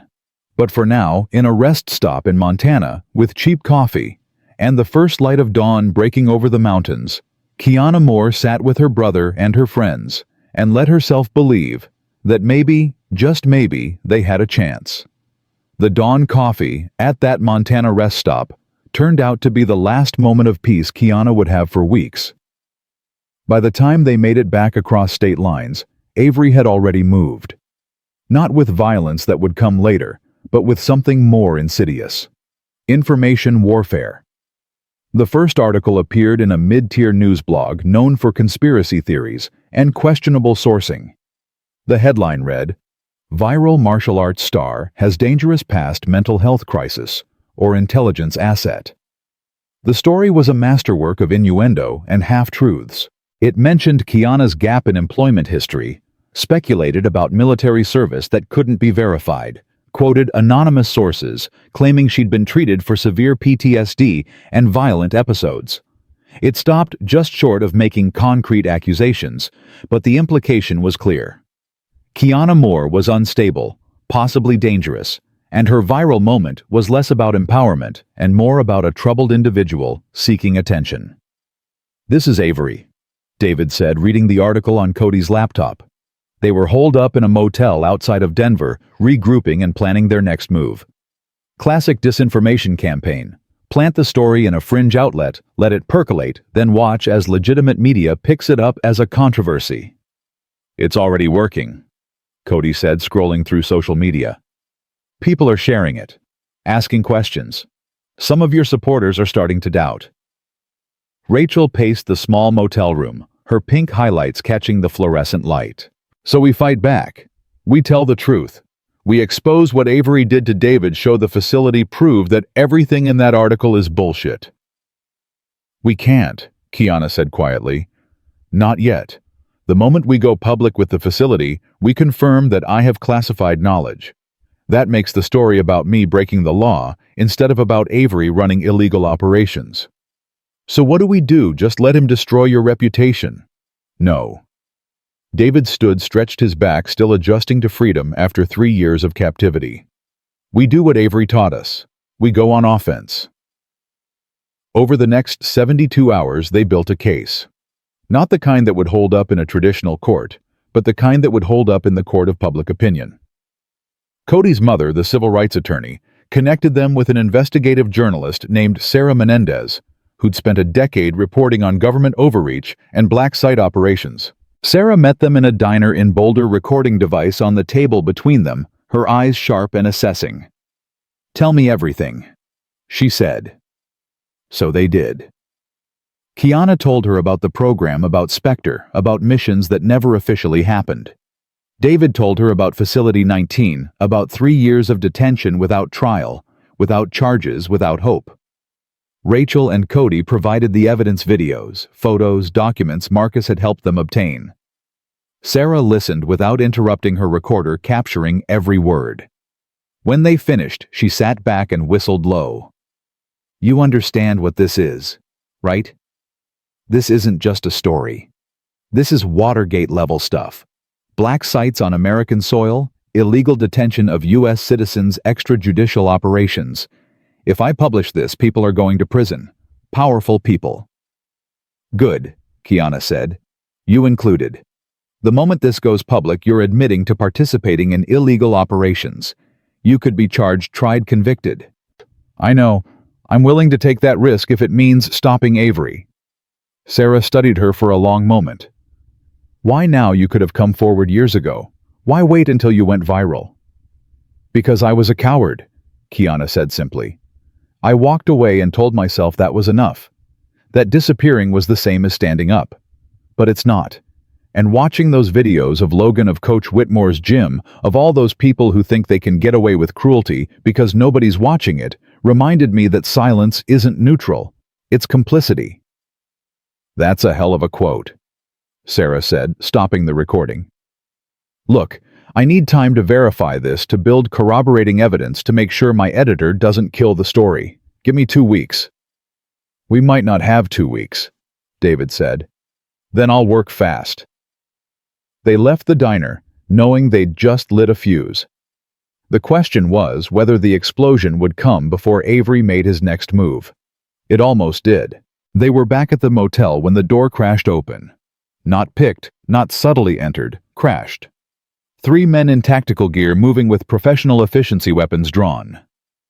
"Down on the ground, now." Kiana's body moved before her mind caught up, dropping into a defensive stance, calculating angles and odds. 3 armed men against 4 civilians in a cramped space. Bad odds, terrible odds. But Rachel was already on the ground, hands visible, not resisting. Cody followed her lead, smart kid that he was. David looked at Kiana, a question in his eyes. Fight or surrender? She chose surrender. For now. They went down, hands behind their heads, professional enough that the tactical team seemed almost disappointed. The leader, a man with a scar through his left eyebrow, zip-tied their wrists and hauled them up one by one. Kiana Moore. David Moore, you're being detained under the authority of... Under no authority, a familiar voice said from the doorway. Colonel Avery stepped into the motel room dressed in civilian clothes but radiating command. There's no arrest here, no charges, just a conversation between old colleagues. This is kidnapping, Rachel said, her voice shaking but defiant. This is national security, Avery corrected. He nodded to the tactical team. Give us the room. The three men filed out, taking positions outside the door. Avery closed it behind them, then leaned against the wall, casual as could be. You broke my brother out of a black site, he said, looking at Kiana. You stole classified materials. You're preparing to go public with information that could destabilize ongoing operations. Did you really think I wouldn't respond? I thought you'd be smarter about it, Kiana replied. Breaking into a motel room with a tactical team, that's not subtle, Colonel. That's desperate. Something flickered across Avery's face, anger maybe, or respect. You forced my hand. The journalist, Sarah Menendez. She's good. Too good. She's already verified enough of your story that my people can't kill it quietly. So here's what's going to happen. You're going to call her and tell her you made it all up. PTSD, false memories. Whatever story we create. In exchange, I let your brother go. Clean discharge, full benefits, no more black sites. And me. You come back. Work for me again. Your viral fame makes you useful now. We can send you places, give you cover, use your story. The girl who overcame discrimination becomes an intelligence asset hiding in plain sight. Kiana laughed, harsh and bitter. You're offering me the same deal you offered in the warehouse. I said no then. What makes you think I'll say yes now? Because now I have leverage. Avery pulled out his phone, showed them a photo. It was Sarah Menendez leaving the diner where they'd met. A red laser dot sat perfectly centered on her back, invisible to her, obvious in the photo. Say no, and she dies. Her editor dies. Everyone you've talked to dies. And then I spend the rest of my considerable resources making sure everyone you inspired, every girl who watched that video and thought she could be strong, every woman who saw you submit Logan and decided to stand up for herself, I make sure they all suffer for your choices. The room went very quiet. You wouldn't, Rachel whispered. I've done worse for less important reasons, Avery said, and the terrible thing was he meant it. This isn't personal, it's math. One operative comes back or hundreds of civilians suffer. The equation is simple. David was the one who spoke next, his voice eerily calm. You're bluffing. You kill a journalist investigating government corruption, and you become the story. You can't contain that. Watch me. Kiana closed her eyes, thinking. Calculating. Avery had them boxed in, admit to lying, and destroy everything they'd built, or refuse, and watch innocent people die. Classic no-win scenario. Unless... I'll do it, she said, opening her eyes. I'll come back. Work for you. Whatever you want. But everyone else walks. David, Rachel, Cody. Sarah, they're all out. Completely out. No retaliation, no accidents, no convenient disappearances. Kiana, no, David started. Done, Avery said, cutting him off. You've got yourself a deal. Congratulations, Spectre. Welcome back to the war. He pulled a knife from his pocket, cut their zip ties one by one. My people will be in touch with details. Your first assignment starts in 2 weeks. Don't be late. Then he was gone, the door closing behind him, leaving the four of them standing in the wrecked motel room with the ruins of their plans scattered around them. You can't do this, Rachel said immediately. You can't just go back to working for that psychopath. I don't have a choice. There's always a choice, Cody said, but his voice lacked conviction. David was quiet, staring at the door where Avery had exited. Then slowly he smiled. It wasn't a happy smile. What? Kiana asked. He's desperate. That whole performance breaking in here, making threats, offering deals, that's not the Avery I remember. The Avery I remember would have just disappeared us. No conversation, no negotiation, just gone. So something's changed. Sarah's investigation has him scared, which means we're closer than he wants us to think. Kiana's phone buzzed. A text from an unknown number. Get to Denver Post Building. Bring everyone. Come now. SM. Sarah Menendez. They made it to the Denver Post Building in under an hour, breaking every speed limit, pulling up to find Sarah waiting outside with a man in a suit who introduced himself as her editor. We're running the story, Sarah said without preamble. Tonight. Online, first print tomorrow. We've verified enough that we're confident, and we've got legal standing by. Avery's going to kill you, Kiana said. He's going to try. That's why we're running it now before he can stop us. Once it's out, killing me just proves the story's true. Sarah handed Kiana a tablet. This is the draft. Read it. If there's anything wrong, tell me now. The story was devastating. It laid out everything: the black sites, the illegal operations, the detention without trial.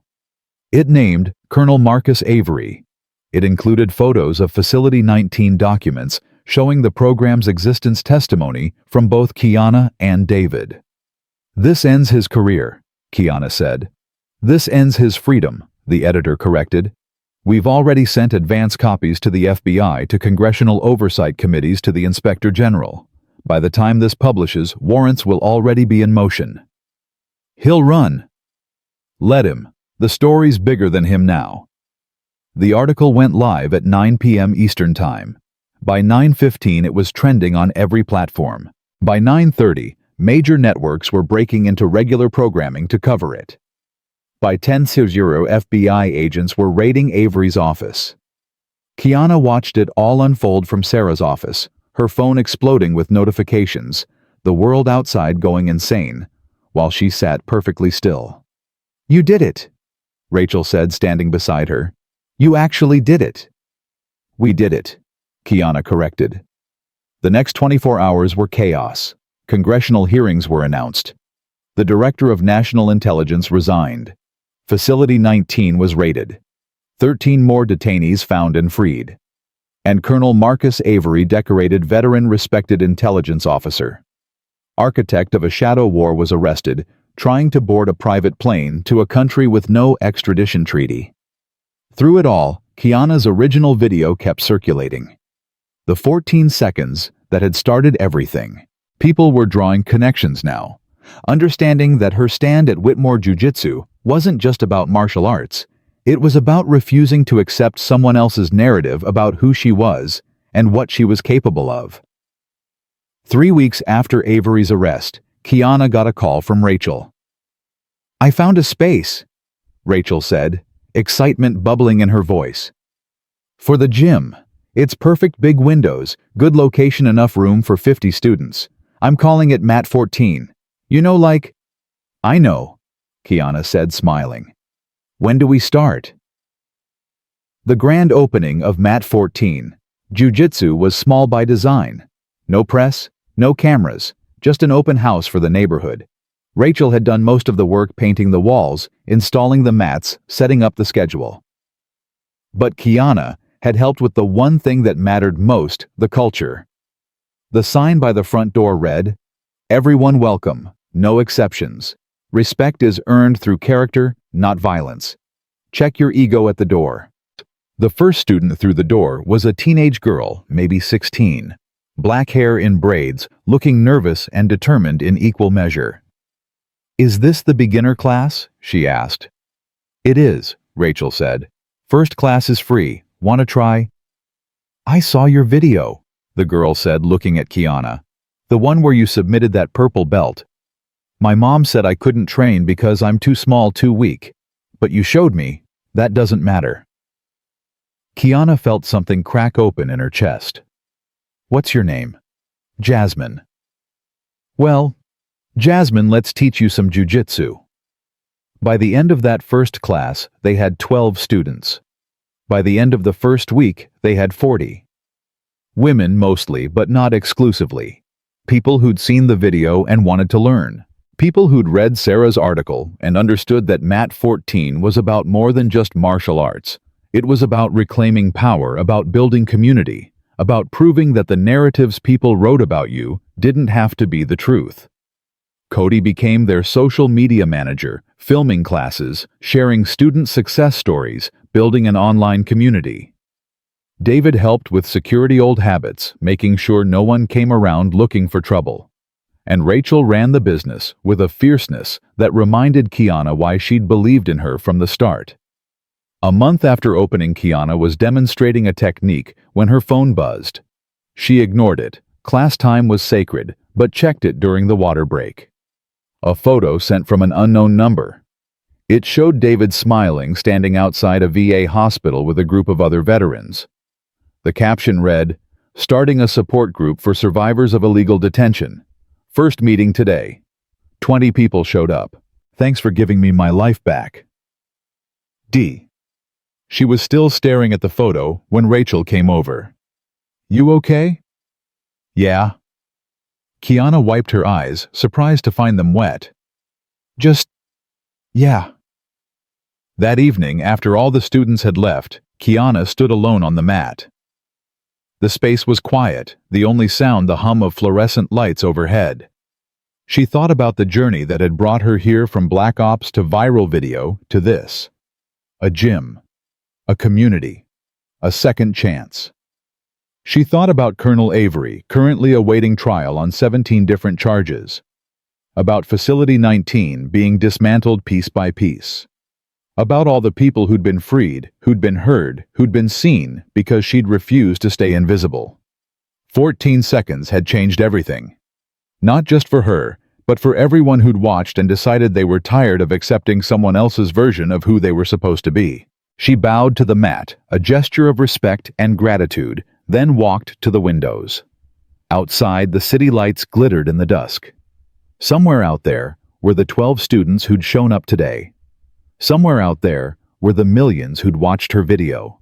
Somewhere out there were people who were still fighting their own battles, still refusing to accept the scripts others had written for them. Her phone buzzed again. Another photo from David. This one showed him with their mother, a reunion Kiana hadn't known was happening. The caption read, "Told her everything. She wants to see you. Says she's proud." Kiana smiled, feeling tears track down her face, and for the first time in 6 years, they were happy tears. The door opened behind her. Rachel poked her head in. "You coming? We're getting dinner to celebrate surviving our first month." "Yeah," Kiana said, taking one last look at the city outside. "I'm coming." She wasn't Spectre anymore, wasn't the ghost who'd moved through shadows and left no trace. She was Kiana Moore, martial artist, gym owner, sister friend. Someone who'd learned that the hardest fight wasn't against an enemy, but against the version of yourself that accepted injustice as inevitable. She was someone who'd learned that 14 seconds could change the world if you had the courage to use them. As she followed Rachel out into the warm evening air toward dinner with friends and the simple joy of being alive and free, Kiana realized something that would have shocked her younger self. She was happy. Not the conditional happiness of mission success or target elimination, not the temporary happiness of survival, but the deep sustaining happiness of knowing that she'd taken everything broken in her past and built something whole from the pieces. Mat 14 would grow. More students would come. Some would stay, some would leave, but all of them would learn the same lesson that had taken Kiana 6 years and one viral video to understand: your worth isn't determined by who tries to break you. It's determined by how you stand back up. And sometimes standing up takes 14 seconds. Sometimes it takes a lifetime. Either way, you stand.